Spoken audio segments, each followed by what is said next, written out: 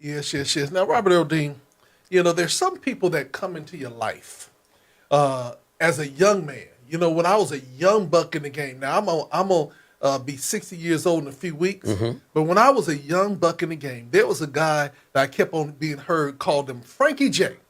You know what I'm saying? And Frankie J was the man around the town here in San Diego.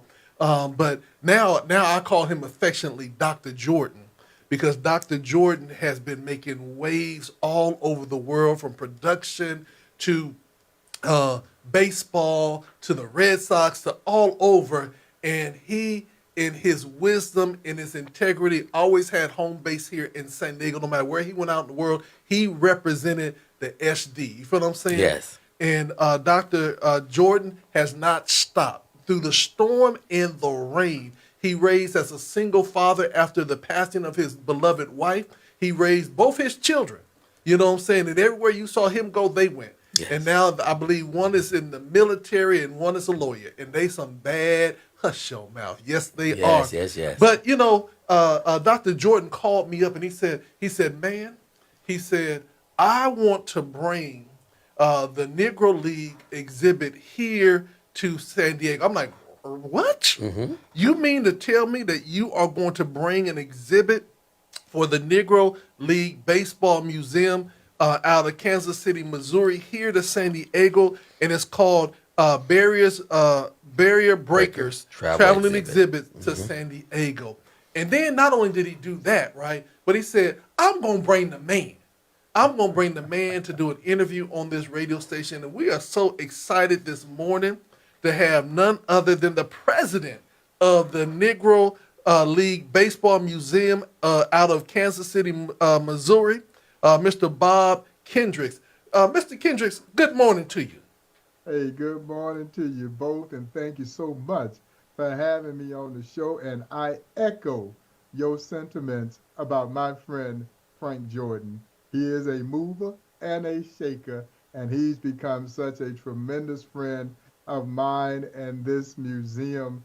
And maybe perhaps because we're both Southerners, we both grew up in Georgia, and we just struck up a bond. But he is a wonderful human being, first and foremost, who believes in the heritage and history of this game. And I'm excited about what we're bringing out to San Diego. Go ahead. Did you play baseball growing up? Just on the sand lots, Doc. Just on the sand lots. I grew up in a little town called Crawfordville, Georgia. Mhm. Crawfordville, Georgia, guys, was all of 500 people. And Wow. so my high school wasn't big enough to have an organized high school baseball team, so played on the sand lot. And so we had two sports, track and basketball. And anyone who knows me knows that I do not believe in running if there's not a ball involved with it. So track was out. Mhm. And so I played basketball, which is how I ended up getting out here to the Midwest, because I got a basketball scholarship from then a school called Park College, now Park University. So I chased a basketball from Crawfordville, Georgia to Parkville, Missouri, and now I make my living in baseball, albeit baseball history. Wow. That's amazing. So I just want to start off by saying, first of all, thank you for being a part of educating us Hmm. as African Americans that are trying to not lose our history, and also for allowing our young people to understand the history and the greatness that comes from it. So, could you just tell us about the museum, the passion, the Hall of Fame, all of that stuff that you're involved in for the listening audience? Now, you're being heard in 71 countries, so you can be as global as you want to, even though we're going to talk about San Diego. All right. Well, guys, I have been so tremendously blessed to discover what would become my passion when I walked into a one room office in 1993. The museum itself got started in 1990, right down the street from where I was working. I was working then for the daily newspaper, the Kansas City Star, and in its promotions department. And I drew an assignment to promote the Negro Leagues Baseball Museum's first ever traveling exhibition. This one was an exhibition called Discover Greatness, and it is still touring the country 32 years later. And so honestly, I didn't even know there was a Negro Leagues Baseball Museum. And so it was just right down the street from where I was working. I said, I better go find this museum, go do a little background work, some research so I can put the campaign together. And then I walked into what was a one-room office, no bigger than this office that I'm sitting in right now. Wow. And as I tell my young folks when I speak with them, little did I know that I had just literally walked into what would become my passion. I fell in love with this story, and I fell in love with the amazing athletes who made this story. And guys, it was their spirits that grabbed hold of me. Because as I discuss this all the time, I think we all would agree that had they been bitter about things that transpired in their lives while they were trying to play baseball in this country, we all would have said you had every right to be bitter. But to a player that I've ever met, not one of them ever harbored any bitterness or spoke any ill will toward anyone who may have attempted to perpetrate something against them. And I found that to be such an endearing quality, particularly now in this so cynical world that we live in. And guys, it took me a minute to understand how could this be? Well, man, they were never going to be bitter about baseball. No, because you couldn't convince them that they weren't playing the best baseball that was being played. Now, people thought the best baseball was being played in the major leagues. They never believed that. They knew how good they were. They knew how good their league was. And quite frankly, the major leaguers knew how good they were because they played countless exhibition games against one another. And the record books bear out that the Negro Leagues or the Black All-Star teams won the majority of those games. Wow. So they were not going to be bitter about baseball. They didn't like the things that were happening to them as they were traveling this country, but they seemingly never allowed their hearts to be hardened with hate. See, you sound like you got a little preacher in you right there. Yes. You know, I like that. He said, "Let not your heart be troubled." Right. You believe in it. Okay.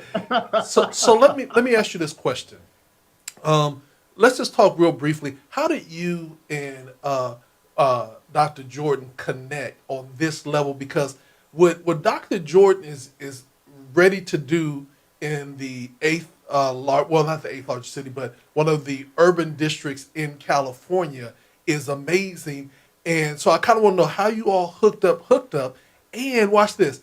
And the first day of the exhibit is so powerful in baseball, and it's going to happen right here in San Diego. So let's talk about both those situations. Yeah, we hooked up on a Zoom call. We were both participating in a program that the Worcester Red Sox were doing, affiliate of the Boston Red Sox, on Jackie Robinson. And I seen this brother on the call, and he said he was from Augusta, Georgia, and my antennas immediately went up. And we did that Zoom call, and then we just started to have continued dialogue just about this museum, our backgrounds, obviously.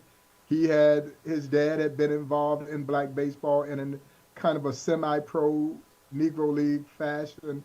And so we just connected like that.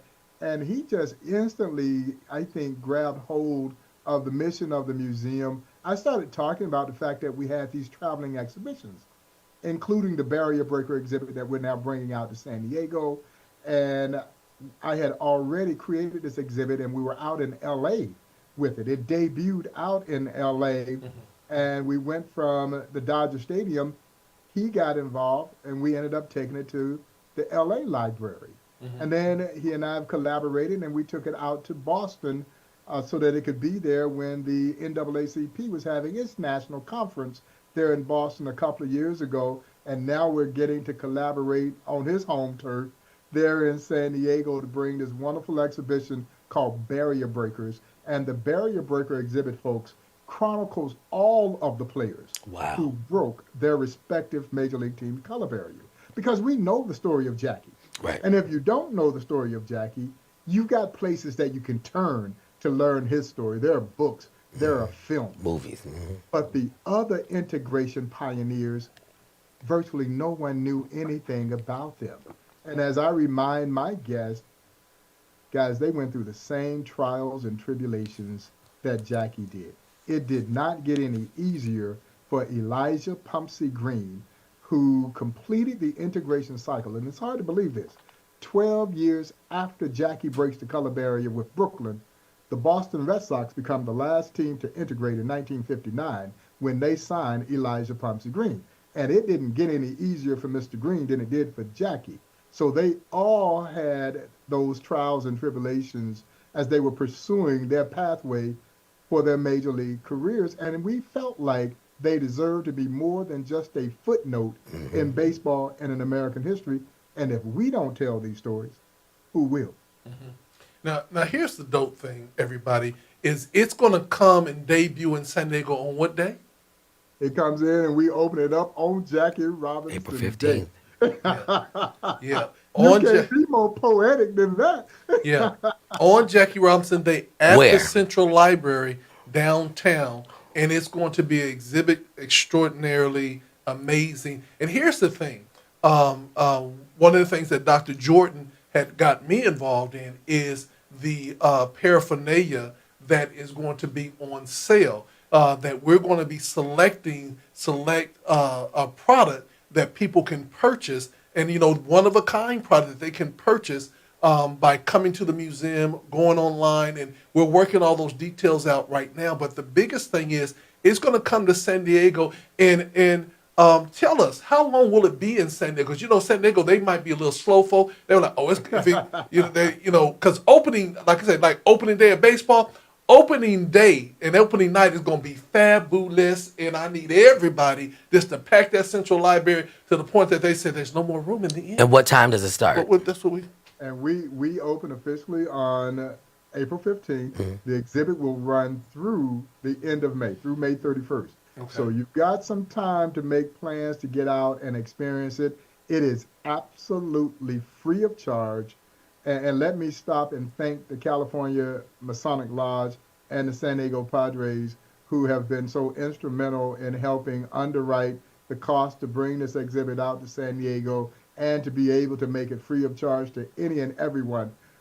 It will be there available during library hours, but Mr. Jordan is working on a team of volunteers who will in many ways serve as docents as people come in to visit the exhibition and share a little insight and information about what they're going to see. We had a tremendous run in LA when we were there a few years ago. I hope to see an equal, if not exceedingly, number of people who will come in and take in this exhibit.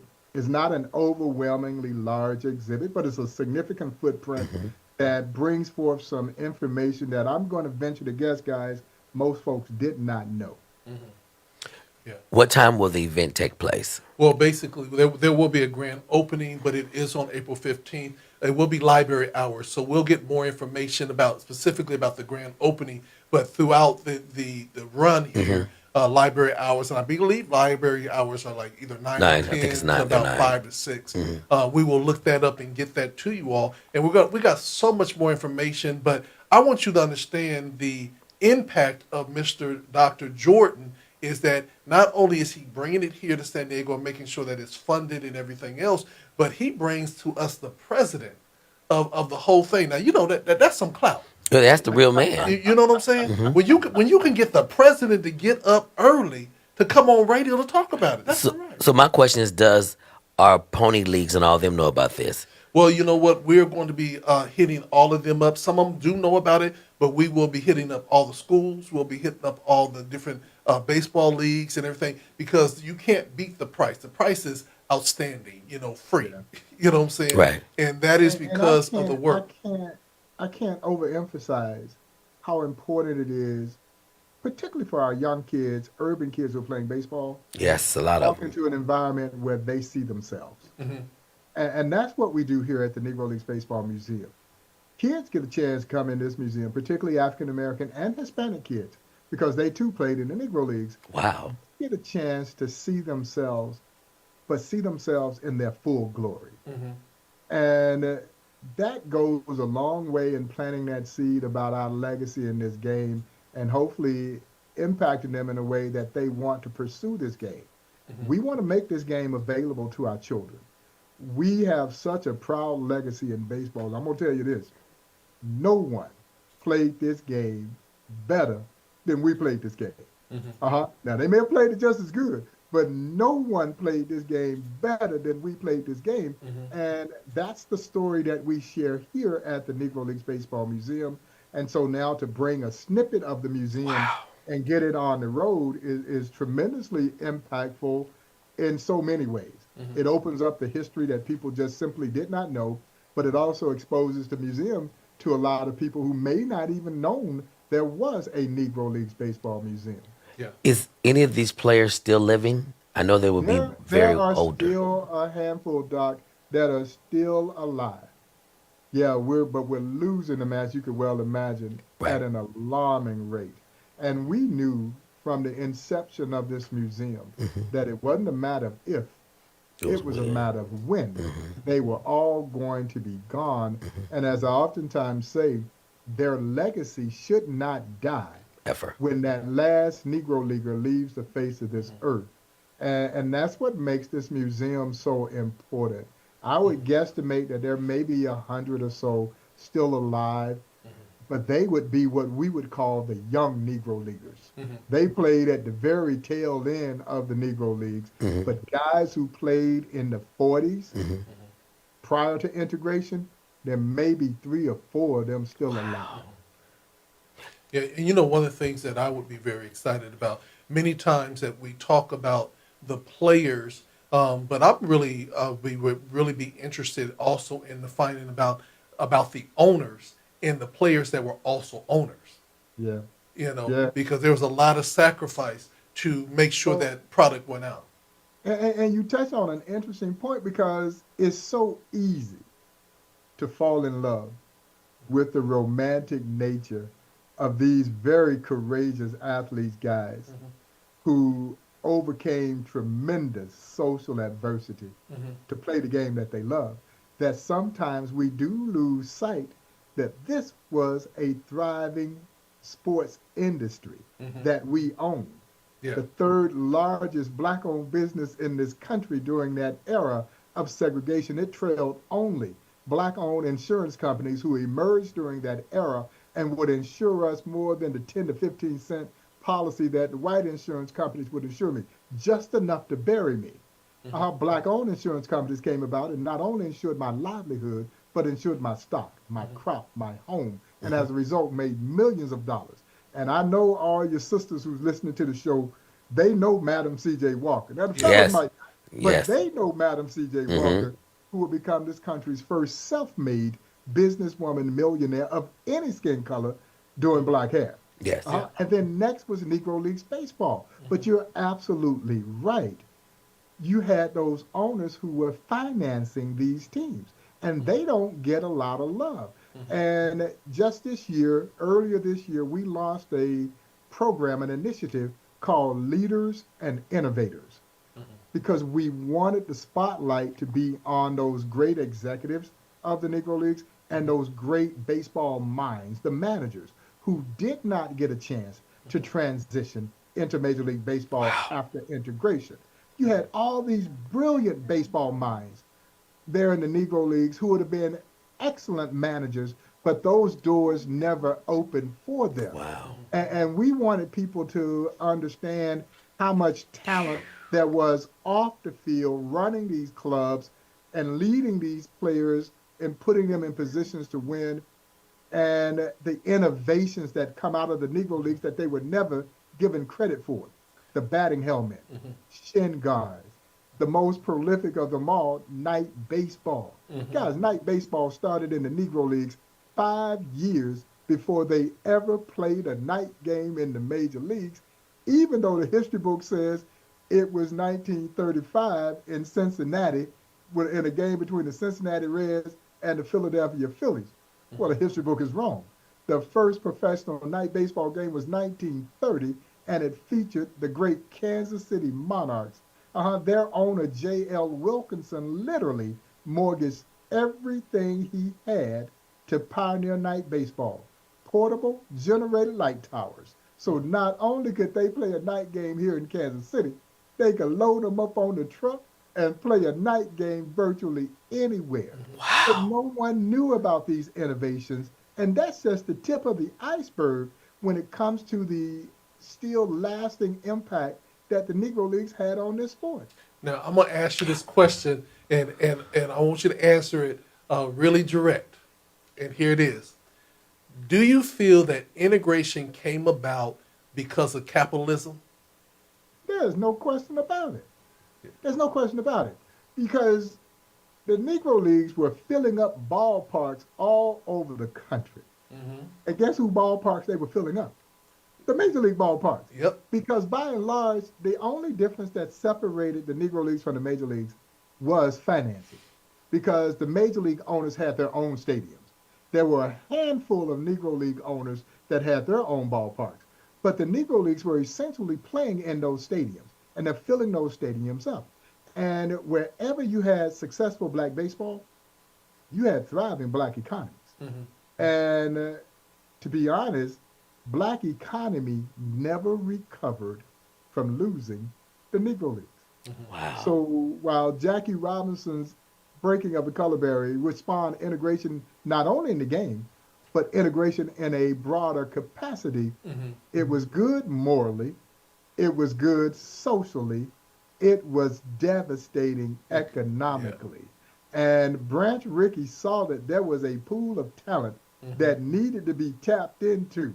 Mm-hmm. And he was willing to step out on that limb, so to speak, to Yeah. be the guy to go try and do this. I think the other owners wanted to do it, but then you had those other owners who were saying, look, if we put the Negro Leagues out of business, these black folks who are coming to my ballpark separately from my rest of my fan base, I'm going to lose that revenue. Yeah, I'm going to lose that revenue. Yeah, when a guy named Clark Griffith, he actually wanted to integrate baseball well before Branch Rickey. Mm-hmm. He owned the Washington Senators, but he's watching the great Buck Leonard and Josh Gibson do incredible things in his ballpark that mere mortals were not capable of doing. Mm-hmm. But he was also watching all these black folk fill up his ballpark. And he was getting a percentage of the gate and likely all of the concessions. Mm-hmm. And when it finally came down to trying to push the metal forward, he said, I'm going to keep the money. And instead of being ostracized by my peers, Mm-hmm. I'm just going to leave it status quo. I'm making money off the Negro Leagues as a number of other major league teams were making money from the Negro Leagues. But Branch Rickey was bold enough to say, man, there's just a plethora of talent that we need to bring into this league because it is going to benefit our league by doing so.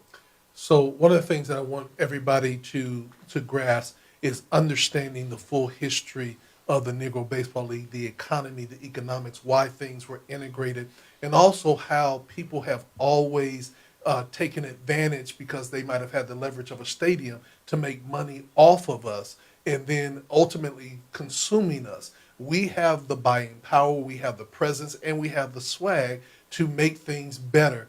Every time we get into anything, we have grown it. So what am I going to say to you all? Simply this. I'm going to ask that you all will bring your young people down near and far from all cultural groups to this exhibit. Let's make sure that we're putting 2,000 to 3,000 people through the gates every single day to see this. Take pictures, do stories, and then get back and have dialogue with your young people about the impact of the Negro Baseball League. And last but not least, I'm going to say this, and get your fit right. Did I say that right? Fit? Get your fit right. Get your fit right and make sure that you get your Negro League paraphernalia so that, like I said, it's just not memorabilia, but it will make your fit be on point. Did I use it right, Robert? And it's history. Yeah. I mean, in this culture we're living in, this is very, very timely. The DEI, they're trying to take everything away and erase our history. But if we push ourselves, we don't need nobody else. It's always worked in the Yeah, 40s, no, Doc, 50s, and 60s. Yeah. You are absolutely I right. thought that How DEI timely could this be, particularly with what we saw last week around the controversy of Jackie Robinson's military records being struck from the Department of Defense's website because they connected it to DEI. And it set off a firestorm. And of course, I found myself as a spokesperson for this museum right in the middle of that firestorm because of the significance of Jackie Robinson and to ever reduce Jackie Robinson to a DEI. And don't get me wrong, I'm not saying that diversity uh, is a bad thing to be connected to. But that's not Jackie's story. Right. And that's certainly not his military story. Mm-mm. Yeah. He wasn't a diversity hire when he got pulled into the military. He was drafted into the military By the and USA. had to endure some of the things that African American soldiers had to do, Yes. and being segregated in his own troop, but managing to get into officer training school. And here's the interesting thing about it. Jackie Robinson was enlisted into the U.S. Army right up the road from where the museum operates, Fort Riley, Kansas, in 1942. And I love telling this story. You know who else was at Fort Riley, Kansas in 1942? Who? Joe Louis, the Wow. heavyweight boxing champion of the Of the world. world. And at that time, guys, Joe Louis was the star. Because to be the heavyweight boxing champ or the world's fastest man, those were the two most prestigious sports titles that could be held in this country. And so Fort Riley was not admitting blacks into his officer training school program. Jackie and other African American enlistees, they had the necessary qualifications. But Fort Riley simply was not admitting blacks into its officer training school program. Well, Joe Louis, if you know his story, he had been doing exhibition prize fights to raise money for the military. Right. And Joe ultimately calls in a favor. And that's how Jackie gets into officer training school. He completes OTS. He is reassigned to Fort Hood in Texas. It would be at Fort Hood where Jackie Robinson was court-martialed from the U.S. Army for refusing to give up his seat to a white person on the bus. Of course, he wins his court-martial trial. He is honorably discharged, and that's when he writes to Kansas City Monarchs owner J.L. Wilkinson and asks for a tryout. They try him out in Houston, Texas. He makes the team. Wow. And as I oftentimes say, little did J.L. Wilkinson know he had just signed the man that was going to put him out of business, because 5 months later, Jackie was gone. But Jackie's story is an all-American story. Yes. It is not an African-American story. And those records should have never been purged anyway, under any circumstances. But that's the assault that we're seeing right now on the term diversity, equity, and inclusion. But it And- favored women. Yeah. Yeah. Black, it favored white Exactly. women. Yeah, but Exactly. but I just And want to so say, this is something that this museum embodies. yeah, And that's what makes the spirit of the Negro Leagues so special, because they didn't care what color you were. Gotta go. They Yeah. didn't care what gender you were. Can you play? Do you have something to offer? And that's the way it is supposed to be. yes, and they're gonna keep. We're gonna keep on pushing the DEI. Deliver everybody from ignorance. Yeah. We're gonna deliver everybody Come on, doctor, preach from it. ignorance, so that we can get back to what really makes America great, and that is our diversity. That is our diversity. the innovativeness of our knowledge and our best collective work and responsibility. Yeah. Together. Well, Mr. President, I want to yes. say thank you for allowing us this interview. Realize that GOD Radio 1 now is your home. Anytime that you need to pick up the telephone, you call Dr. Jordan and say, look, I need to get on with my guys. And I Right. got something new Right. to talk about, and we will be here for you. We're going I to be appreciate that. promoting this museum. We're going to be talking to the school systems and all the leagues to make sure they have the information. And as you know, your good friend, Dr. Jordan, he will leave no stone unturned. Because you remember when we were at the house and he called you on the Zoom call and you saw all those power figures there. Oh, That's what absolutely. Dr. Jordan does. He and this is the funny thing, and I have to say this. Dr. Jordan, when he has something in his vision, he opens up his house. And the first thing he go back old school like that. Georgia, he feeds you. He feeds you. He feeds you first. Yeah, no, because you can't go to a house in the South and Yeah. don't eat there. That's right. Yeah. That's right. And then when he feeds you, then the setup comes in where he said, okay, now let me introduce you. Hold on, let me call the president. And by the time you done finished with it, you done met with the president, the senators, and everything else. And all you can do is say, yes, sir, let's go. We doing it. So I want to say thank you. Robert, any final words? Are you coming to town as well? I am, and I was just going to invite people to come out and meet me there on April 15th, because I will be in San Diego. Now, let me granted, guys, it doesn't take much to convince me to come to San Diego. No. It is one of my favorite cities of any city in this country. This just gives me an excuse to come to San Diego. Right. Yes, sir. Good Lord willing, I will be there. I hope folks will come out and say hello to me. Check out the Barrier Breaker exhibit there at the Central Library in San Diego. It is a wonderful exhibition. You'll learn a lot about not only of the history or the impact that the Negro Leagues had, the immediate impact that the Negro Leagues had on Major League Baseball, but you'll also learn again how this country started to advance socially through the eyes of these courageous athletes. Well, we are going to stay on your radar, especially when you're coming in here. I know that you're a Southerner, but we got some rolled tacos with guacamole with your name on it, And nachos. and some nachos. And we're gonna give you, we gonna speak Spanish. We're gonna give you the whole 9 yards. But Yes. again, thank you so much for coming on the show, ladies and sir. gentlemen. This is none other than Bob Kendrick. Yes. He is the president. Kendrick. He is the president of the Negro League Baseball Museum out of Kansas City, Missouri. He is a historian, he is a visionary, and he's a friend of Dr. Frank Jordan. And because of that, we are getting this amazing exhibit, barrier breakers, here at the San Diego County Library, downtown San Diego, the Central Library, the main library, that beautiful establishment. It will be here starting on Jackie Robinson's birthday on April 15th. It will go all the way to the end of May. And the price for seeing this and being a part of this is amazingly low because it is free. And so all you have to do is engage and attend.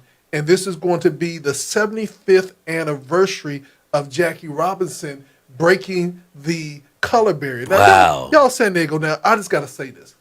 The 75th anniversary is happening here. It's going to be all over, but the exhibit is coming here on that day. You all, we can't beat this. This is big. This is star-studded. Some of y'all, I'm going to have to tell you to get your fit early. We're going to get stuff right so y'all can come in and represent it in a way. Let them know that San Diego loves baseball. They and do. We love history. They do. With that being said, thank you so much. This is God Radio 1. We're going to get back to some more great gospel music. This is Kim McFarland. Jesus paid it all because the Negro Baseball League, they had to pay a whole bunch They had to pay a whole bunch of You know what I'm stuff. saying? So we just thank God for it. Right. And y'all, here you go.